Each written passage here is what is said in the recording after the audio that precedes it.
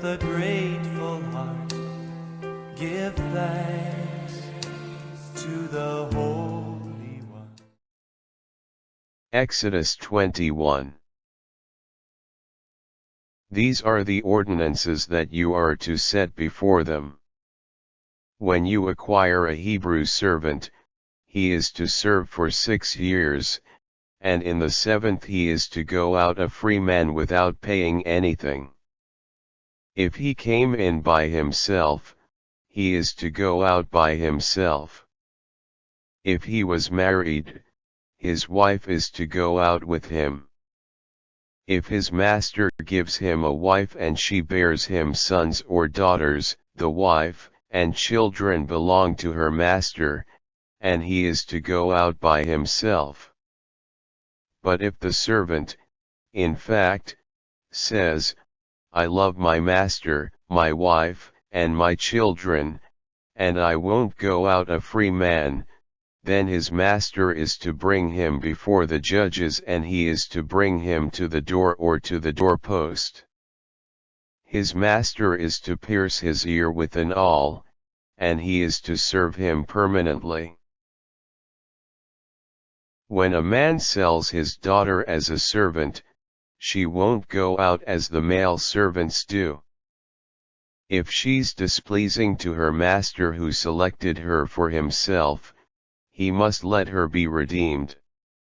He does not have the right to sell her to foreign people, because he has dealt unfairly with her. If he has selected her for his son, he is to treat her according to the ordinance for daughters. If he takes another woman for himself, he may not withhold from the first her food, her clothing, or her marital rights. If he does not do these 3 things for her, she may go out without paying anything at all.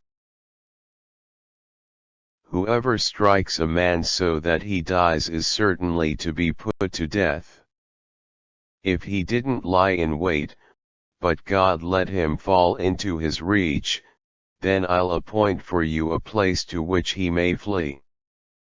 If a man acts deliberately against his neighbor, to kill him by treachery, you are to take him to die even if he's at my altar.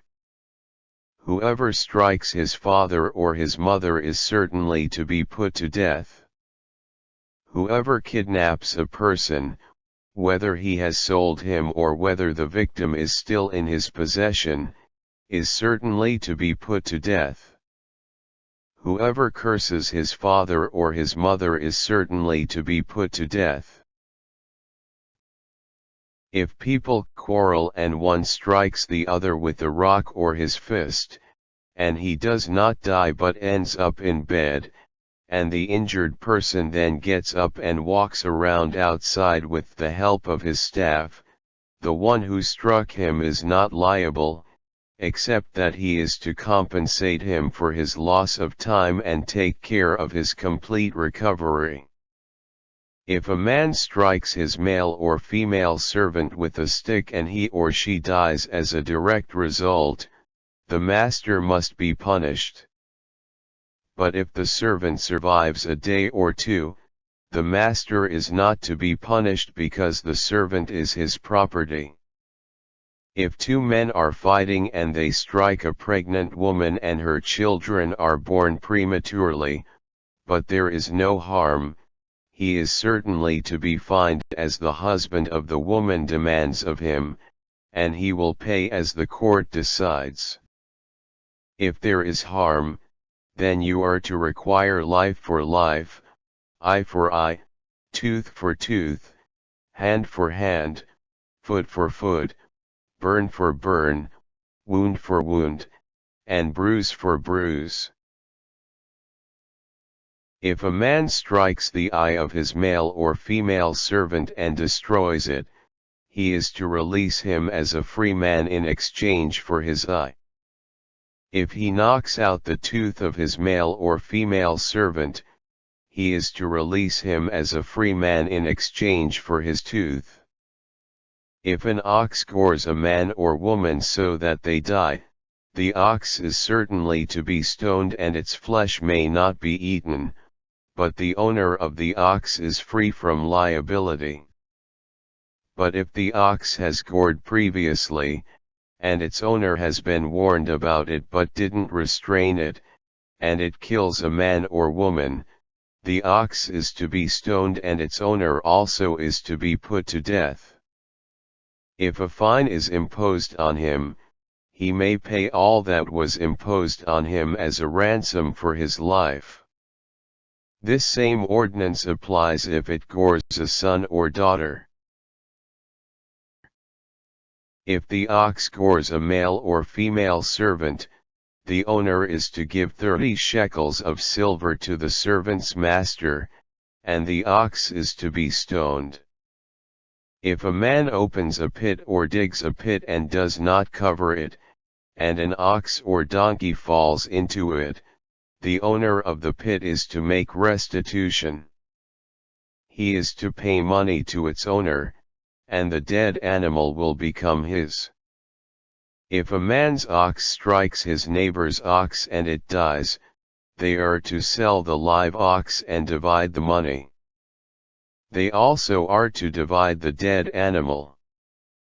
But if it was known that the ox had gored previously, and its owner didn't restrain it, he is certainly to repay ox for ox, and the dead ox is to become his.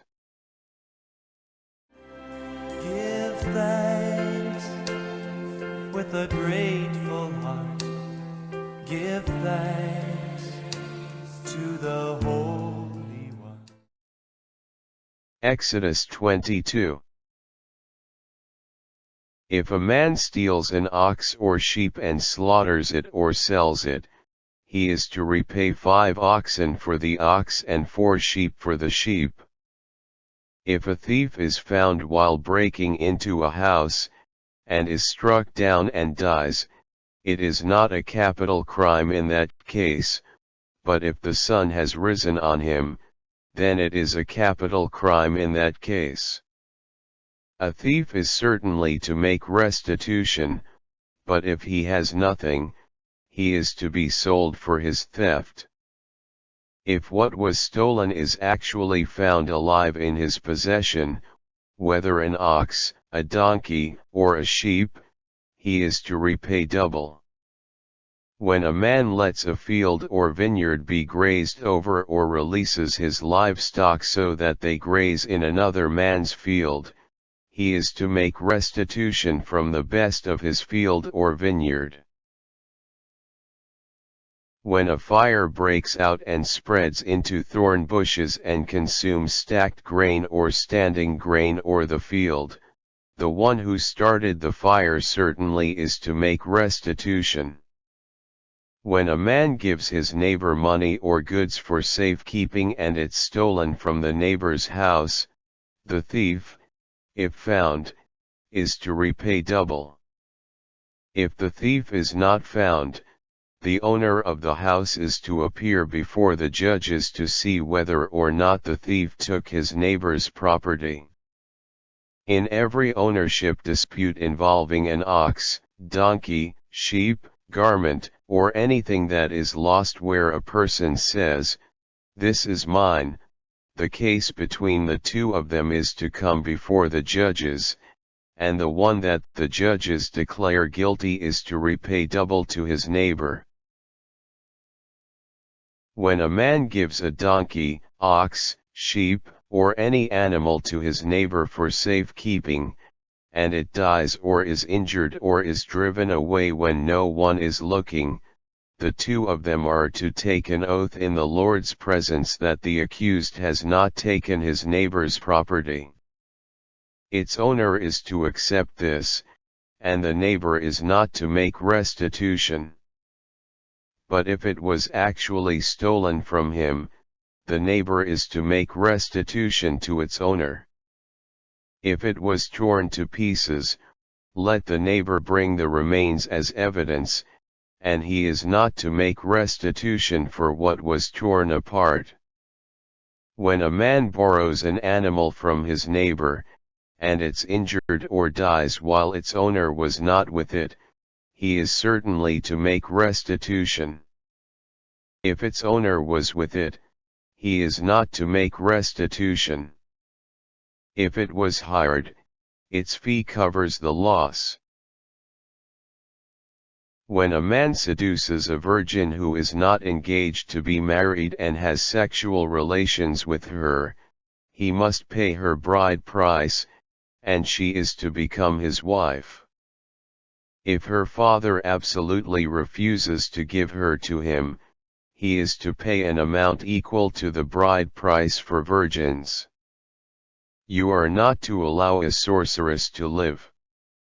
Whoever has sexual relations with an animal is certainly to be put to death. Anyone who sacrifices to a god, except the Lord alone, is to be utterly destroyed. You are not to wrong or oppress an alien, because you were aliens in the land of Egypt. You are not to mistreat any widow or orphan. If you do mistreat them, they'll certainly cry out to me, and I'll immediately hear their cry. And I'll be angry and will kill you with swords, and your wives will become widows and your children orphans. If you loan money to my people, to the poor among you, don't be like a creditor to them and don't impose interest on them. If you take your neighbor's coat as collateral, you are to return it to him by sunset, for it's his only covering, it's his outer garment, for what else can he sleep in? And when he cries out to me, I'll hear him, for I am gracious. You are not to blaspheme God or curse a ruler of your people. You are not to hold back the fullness of your harvest and the outflow of your wine presses. You are to give to me the firstborn of your sons. You are to do the same with your oxen and your sheep. They are to be with their mother for 7 days, and then on the 8th day you are to give them to me. You are to be people set apart for me. You are not to eat flesh torn apart in the field, you are to throw it to the dogs. Give thanks with a grateful heart. Give thanks to the Holy One. Exodus 23. You are not to spread a false report, nor are you to join forces with the wicked to be a malicious witness. You are not to follow the majority in doing wrong, and you are not to testify in a lawsuit so as to follow the majority and pervert justice. You are not to show partiality to a poor man in his lawsuit. If you come across your enemy's ox or donkey wandering off, you are to certainly return it to him. If you see your enemy's donkey lying helpless under its load, you must not abandon it, rather, you are certainly to return it to him. You are not to pervert justice for the poor among you in their lawsuits. Stay far away from a false charge, and don't kill the innocent or the righteous, because I won't acquit the guilty. You are not to take a bribe, because a bribe blinds the clear-sighted and distorts the words of the righteous. You are not to oppress the resident alien, because you were aliens in the land of Egypt. You are to sow your land and gather its crops for 6 years, but you are to let it rest the 7th year, leaving it unplanted.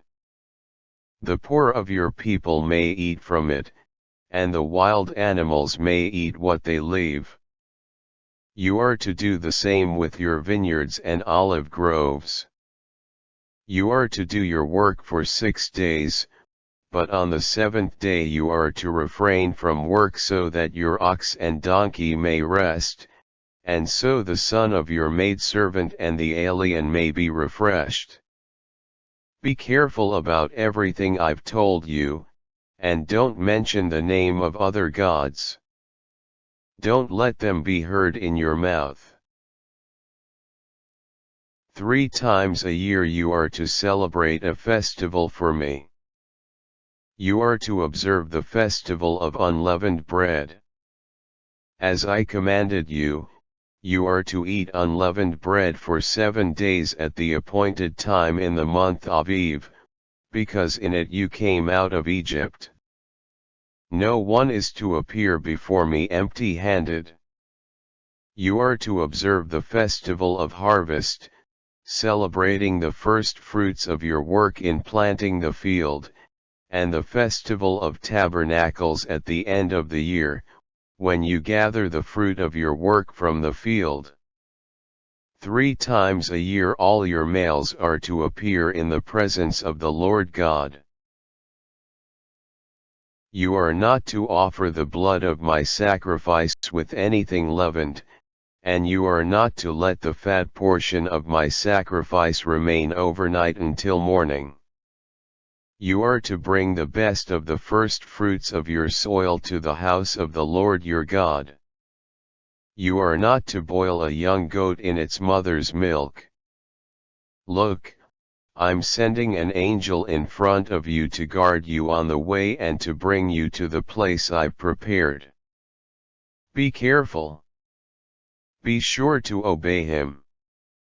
Don't rebel against him, because he won't forgive your transgression, since my name is in him. Indeed, if you carefully obey him and do everything that I say, then I'll be an enemy to your enemies and an adversary to your adversaries, because my angel will go ahead of you and will bring you to the Amorites, the Hittites, the Perizzites, the Canaanites, the Hivites, and the Jebusites, and I'll annihilate them. You are not to bow down to their gods or serve them. You are not to follow their practices, but you are to overthrow them completely and smash their sacred stones to pieces. You are to serve the Lord your God, and he will bless your food and water, and I'll remove sickness from you. No woman will miscarry or be barren in your land, and I'll make every day of your life complete.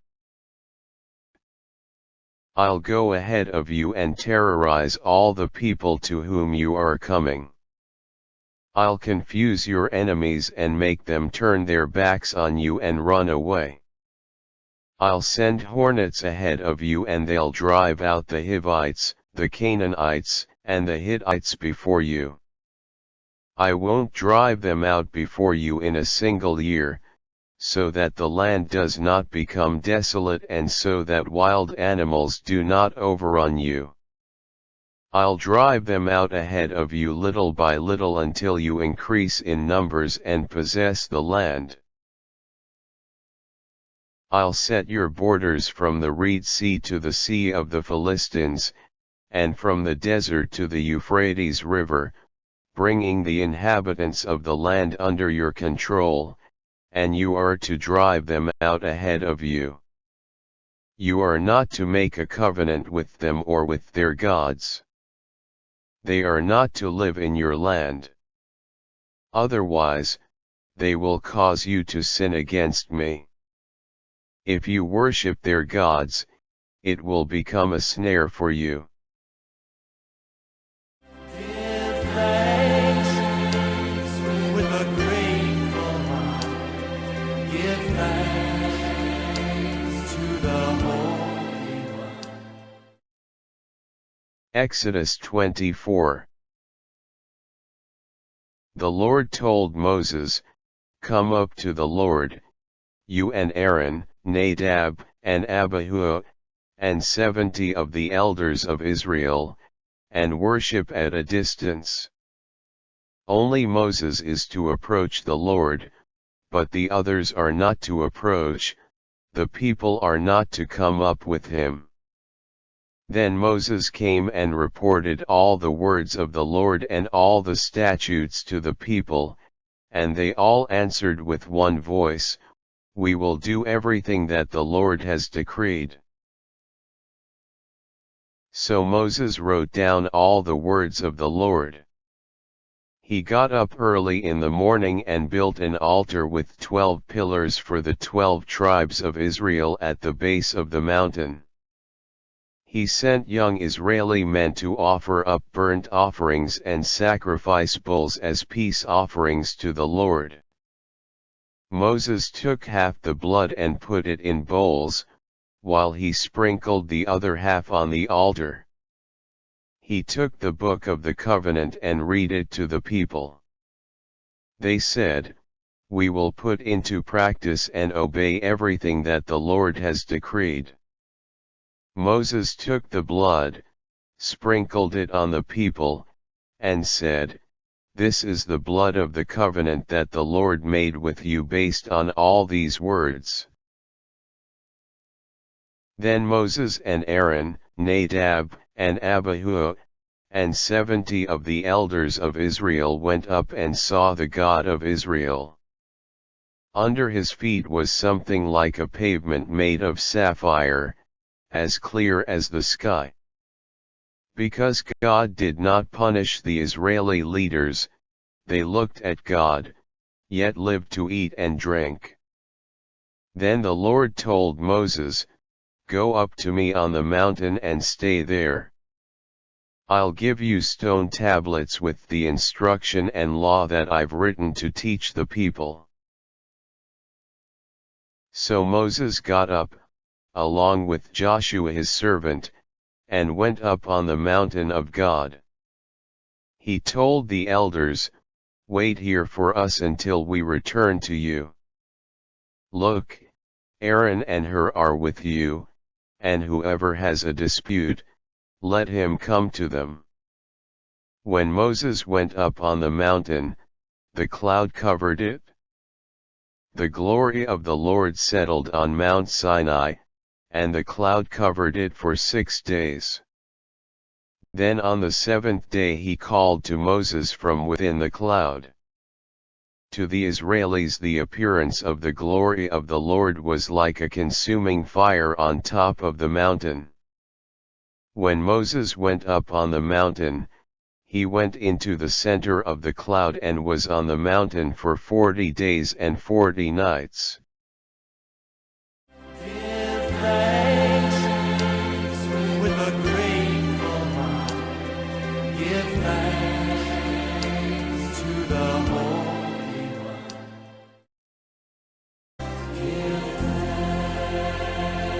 We give thanks to